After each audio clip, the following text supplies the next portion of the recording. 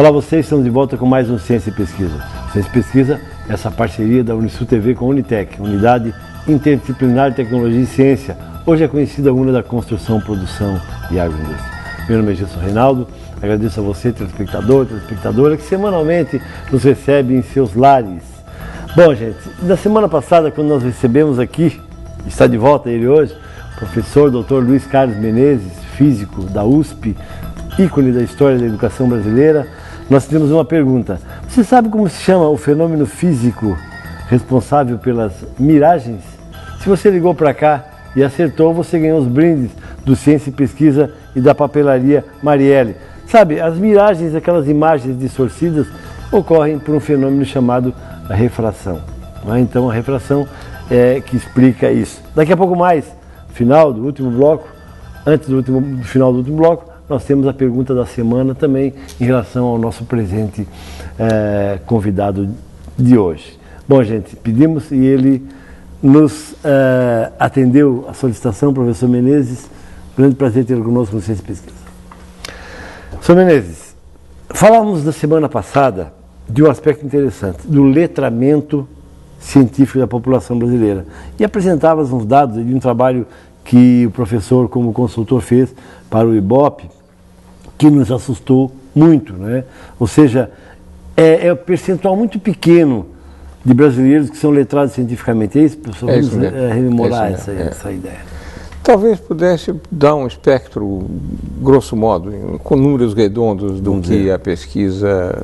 A primeira pesquisa foi promovida por uma empresa científica, de educação científica para o mundo, foi conduzida pelo IBOP, usando a competência de uma entidade educacional, de uma ONG, chamada Ação Educativa, que é a mesma que conduz o INAF, o Índice Nacional de Alfabetismo Funcional. Perfeito.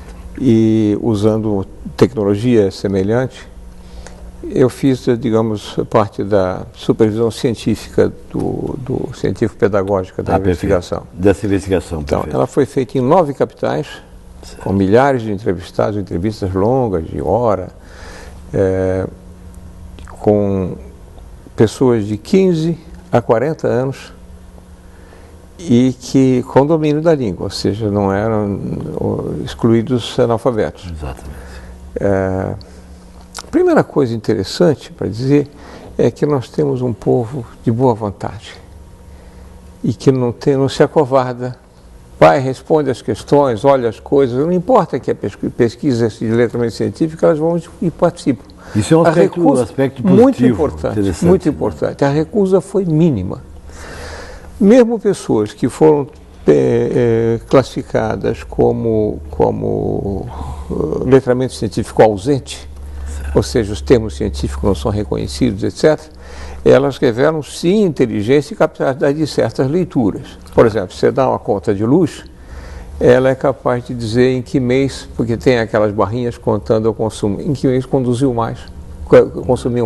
Qual foi o maior consumo em qual mês, enfim. Então, ela é capaz... Então, não é que são pessoas tolas, são pessoas inteligentes, espertas. Mas limitadas.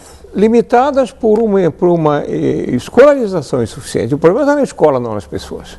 Isso está absolutamente claro. São pessoas de boa vontade e que, até onde pá, com seus critérios, com os poucos de que dispõem, enfrentam as questões. Exatamente. Mas não são capazes, por exemplo, de fazer uma leitura científica um pouco mais elaborada. Quer dizer, se aparecer um termo qualquer um pouco mais sofisticado, ou mesmo um ícone para escolher um extintor de incêndio de um tipo ou do outro, ela não é capaz.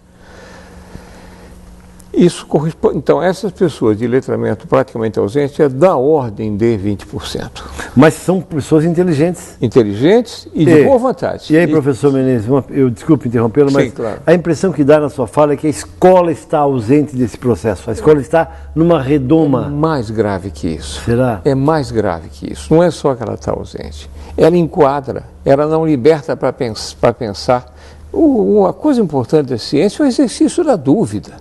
A formulação de hipóteses. Exatamente. Ora, a ciência que pretensamente se ensina é para memorizar nomes de coisas e não para tomar iniciativa, não para fazer coisas. Mas memorizar o nome de coisas, professor, desculpe interromper novamente, não é aprendizagem. Não é. Deixa eu dar um exemplo da minha área, porque eu tenho sido professor de física por muito tempo na Universidade de São Paulo, nos Estados Unidos, na Alemanha, etc. Vamos pegar uma coisa bem simples que acontece na casa das pessoas.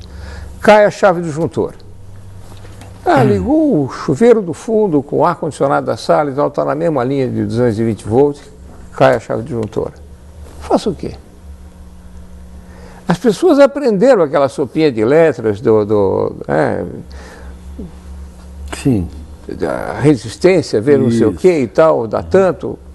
É uma mera sopa de letras. O sujeito não é capaz de usar aquela fórmula para enfrentar o seu problema. Chama o técnico. Digamos que vem um técnico esperto, diz, olha, dona, a moça chamou o técnico que caiu a chave de disjuntor. Ele diz, olha aqui, tá, vamos fazer as contas. 220 volts. O seu chuveiro, 6.000 watts. Esse outro aparelho, 1.000 watts. Soma 7.000 watts, divide por 220, é muito mais do que a sua chave, que é uma chave de 20 amperes. Exatamente. Tem que pôr uma chave mais forte. Mais forte. Põe uma chave mais forte, que aí não dá problema. Claro, a chave não cai, mas põe fogo na casa.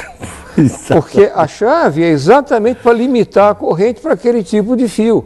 Se você quer passar mais corrente, tem que mudar a fiação, não basta mudar a chave. Então, ele fez a conta, mas não fez o raciocínio correto e ela sequer fez a conta. E por isso foi enrolado. E aí a casa queimou. E a casa queimou. Então, eu estou pegando um exemplo absolutamente simples, cuja matemática é uma regrinha de 3. Tá certo? É só multiplicar 2 valores, ou dividir um valor por outro. A conta é simples. O conceito seria importante e esse conceito ficou ausente, porque você só aprendeu aquela fórmula, passou na prova e esquece com a graça de Deus. Então, professor Menezes, daqui a pouco mais, no segundo bloco, eu vou te perguntar, e o que a escola faz diante disso? Começando assim, pode ser? Claro. Estamos conversando com muita honra, com uma honra indescritível, com o professor Dr. Luiz Carlos Menezes, físico da USP, consultor de vários estados, consultor da Unesco, um dos consultores da proposta curricular do estado de Santa Catarina. E você poderá rever a conversa nossa no blog, cujo endereço aparece aí na sua tela, enviar perguntas ao professor Luiz Carlos Menezes, do e-mail ciência.pesquisa@unisul.br. 3 minutos e voltamos em seguida para o segundo bloco do Ciência e Pesquisa de hoje.